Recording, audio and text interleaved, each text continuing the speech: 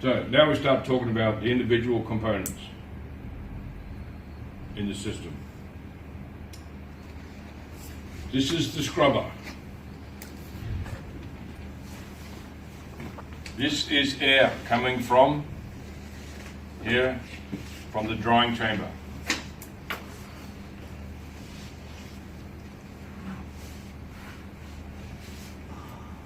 Okay? I'll just take you back from the drying chamber, from here. Okay? Through the flow meter, down to the scrubber, into here.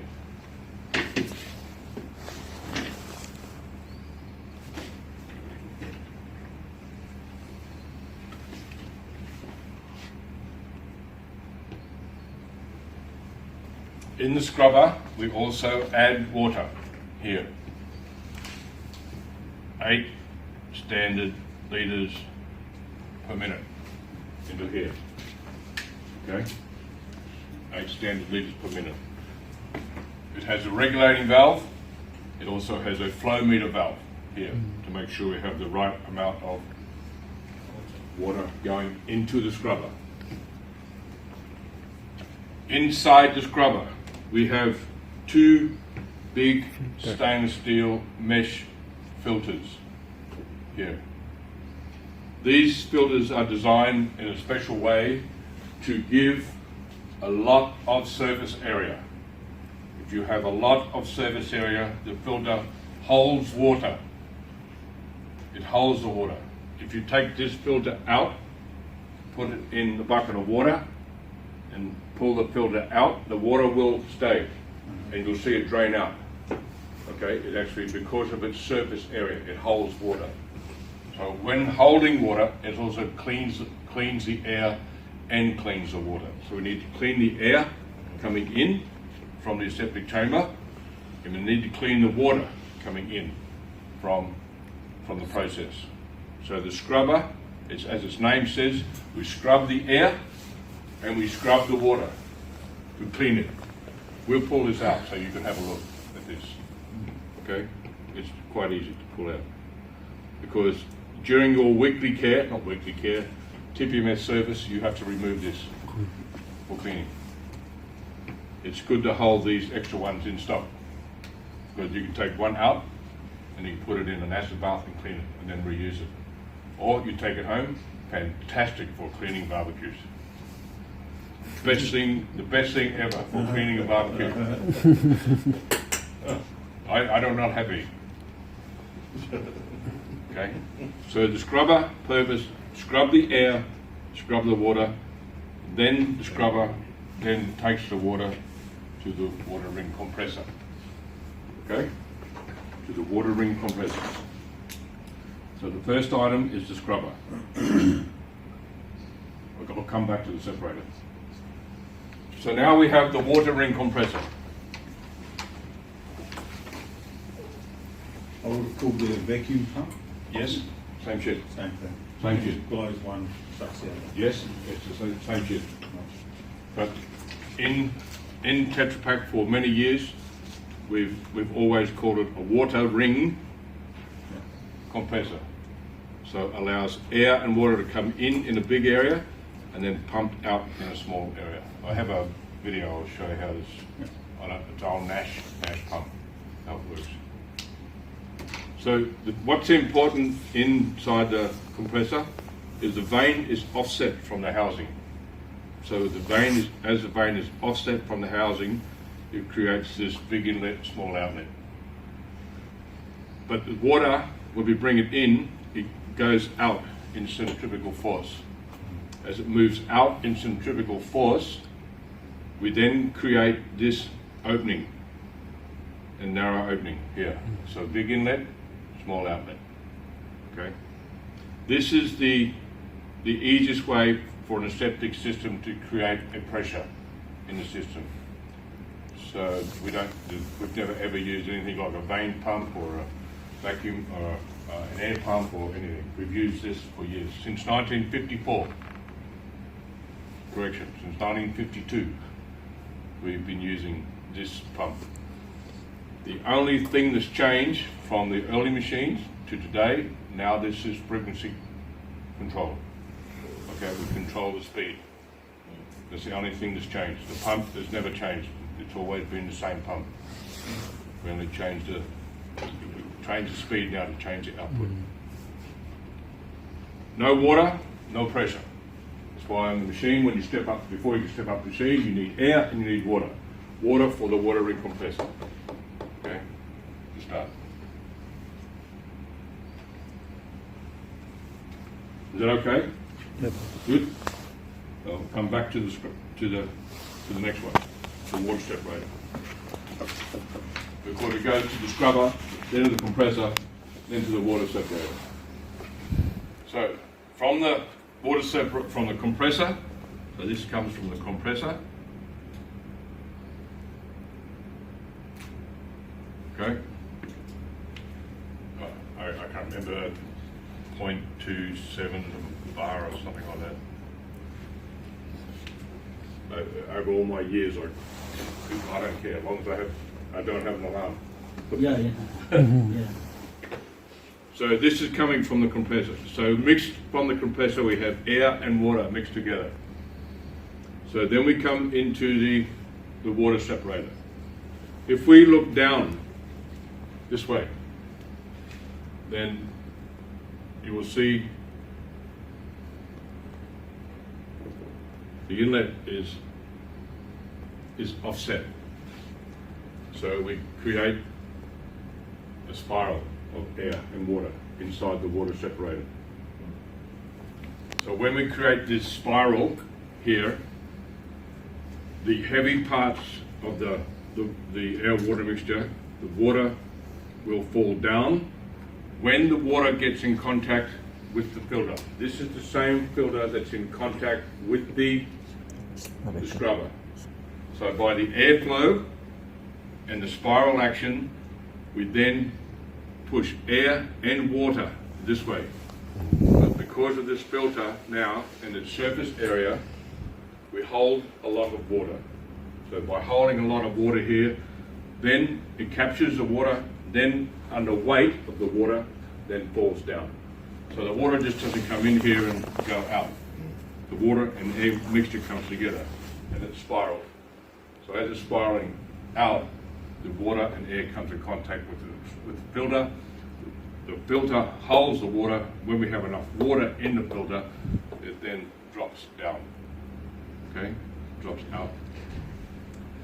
So when it drops down, the bottom of the separator, we now have this float mechanism here, which is connected to a needle valve in here. The float comes up, the needle valve opens, and this now goes to dilution tank. Okay. So the water goes to the dilution tank.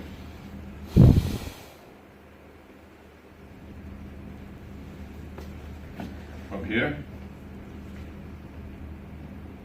to the dilution tank. Remember, this is where we dump peroxide. You'll learn more about this with Charles.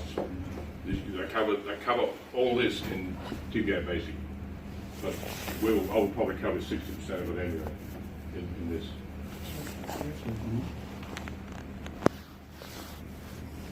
Yeah, Charles is coming back. Charles is coming back in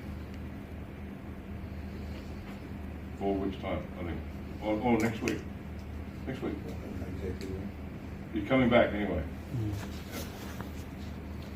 So the water from the separator then goes to the dilution tank. The dilution tank will dilute any peroxide that is dumped from the peroxide bath into the dilution tank. So coming out of here will be less than 1 part per million after 24 hours of continuous operation to dilute the peroxide. The peroxide will not go straight to the floor because of the way the tank is set up inside. And Charles will explain how this is set up inside here and how we dilute it.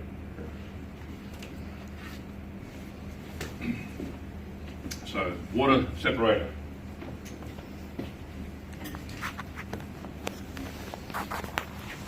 Also, inside the water separator, we have this.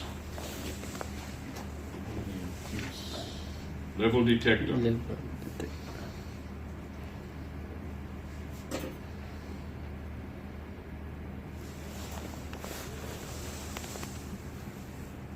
High frequency vibration.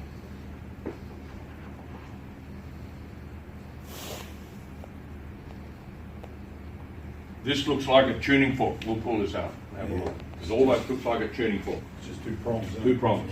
Yeah, and it vibrates at high frequency. So the high frequency value will give an analog value out, okay, to the PLC. If you change, if this is covered with water, the frequency changes. So then we get no signal. Then the machine shuts down. Zero. Shut to zero. Machine to zero. CIP. CIP. If you remove this and put it back in, make sure you put it in the right way. When it goes in, the prongs go like this, not like this.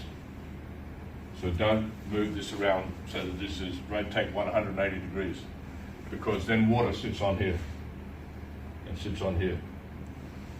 Then you have a different frequency. The machine shuts down. So be careful when you're putting it in, because there's no locating pin. It just goes in. So make sure the prongs go in this way, not like this. So this is the level detector. Just a high frequency environment like a tuning fork. Okay?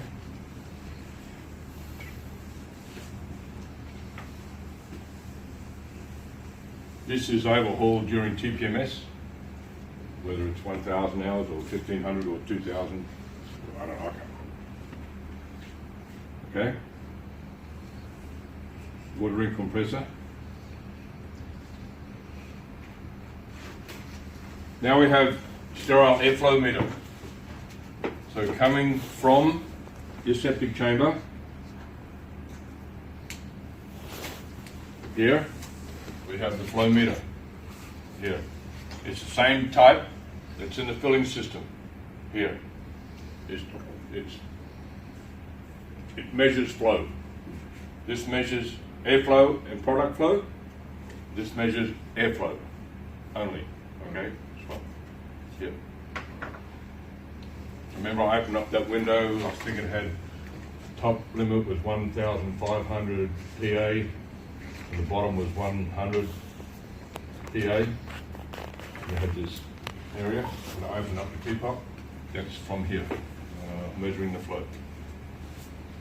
We need to know what the flow is here. Because if we don't know what the flow is in air, we can burn this out. This element can burn out. And then it actually has happened because this has failed. Because the compressor, if we measure high flow, the compressor can slow down. Okay? And if the compressor slows down, we have less air. We had a situation once where this failed completely, and it was saying to the compressor, slow down, slow down, slow down, slow down, slow down during production.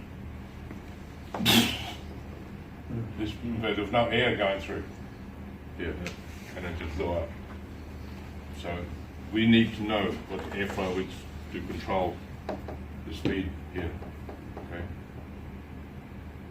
So these are tied together in the PLC. So the flow meter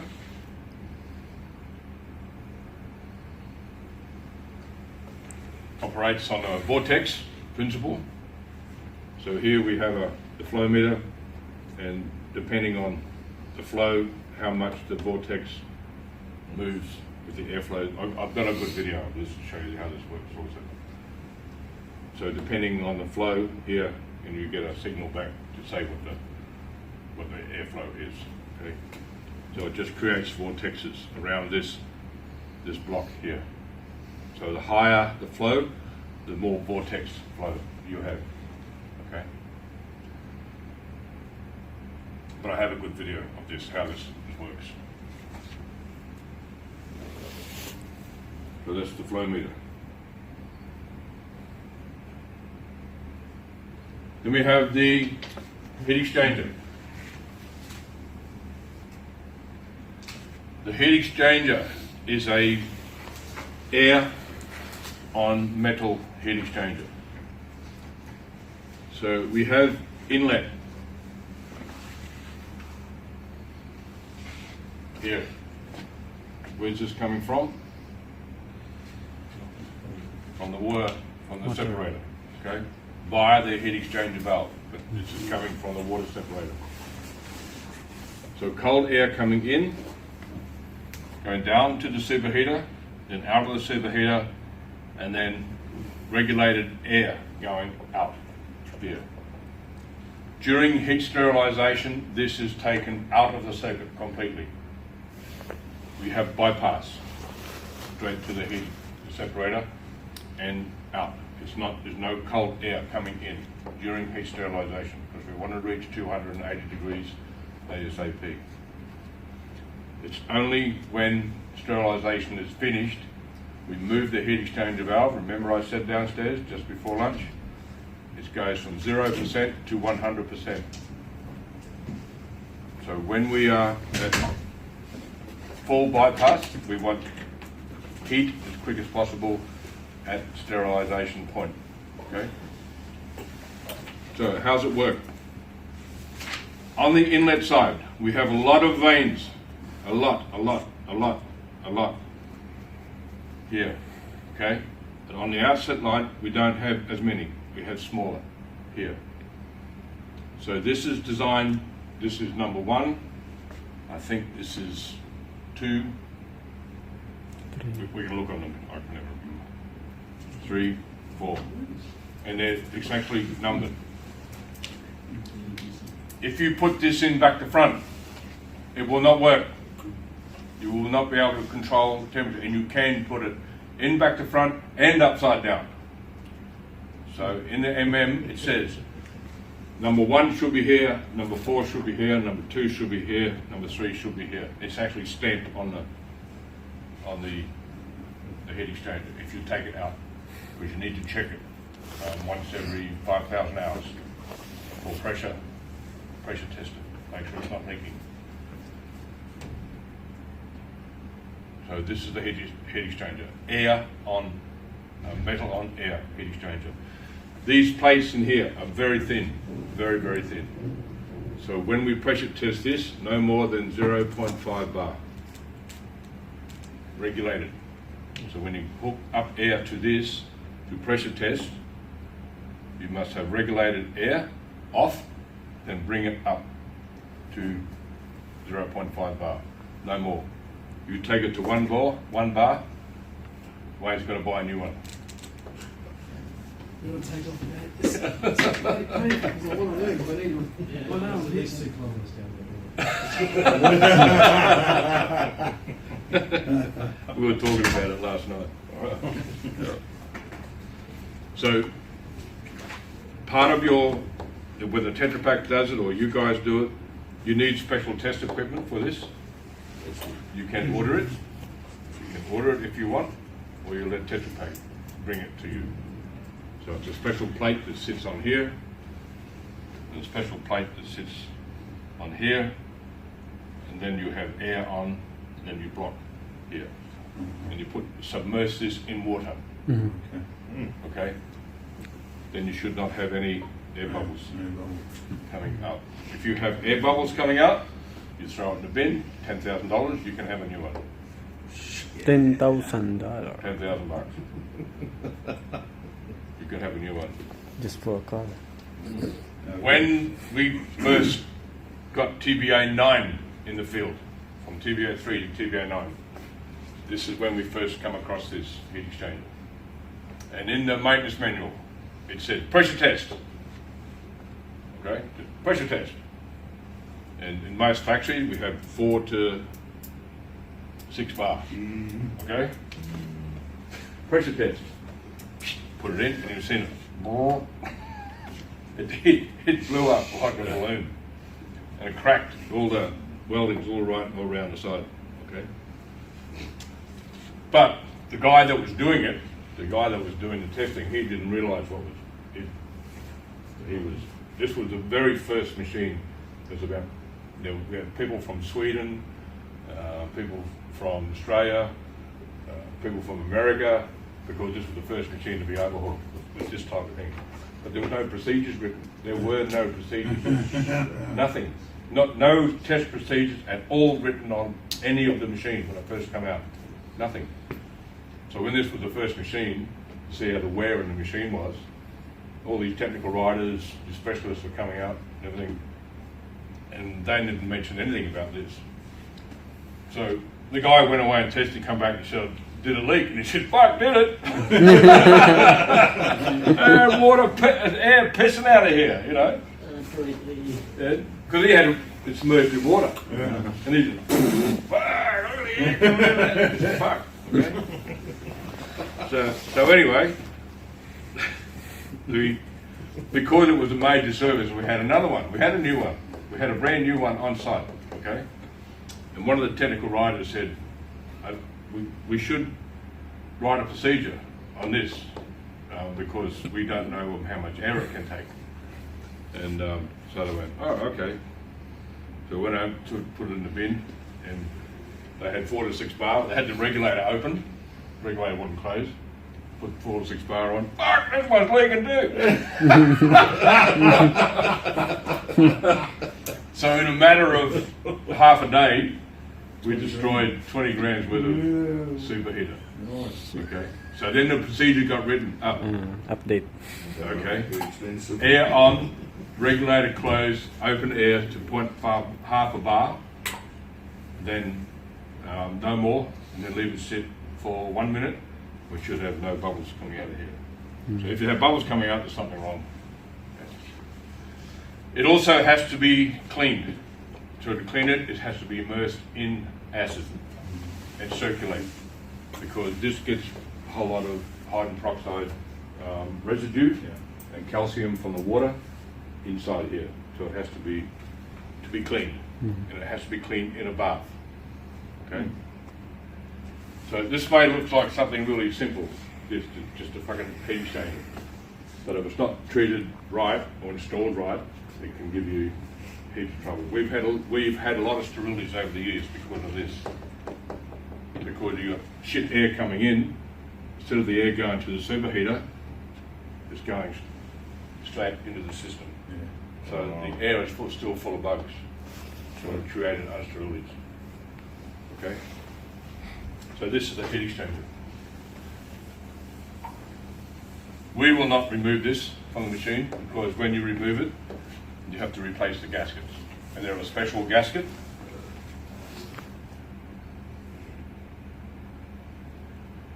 And here we have a spring.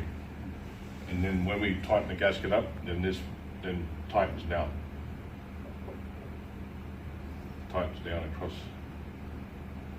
here on the insides.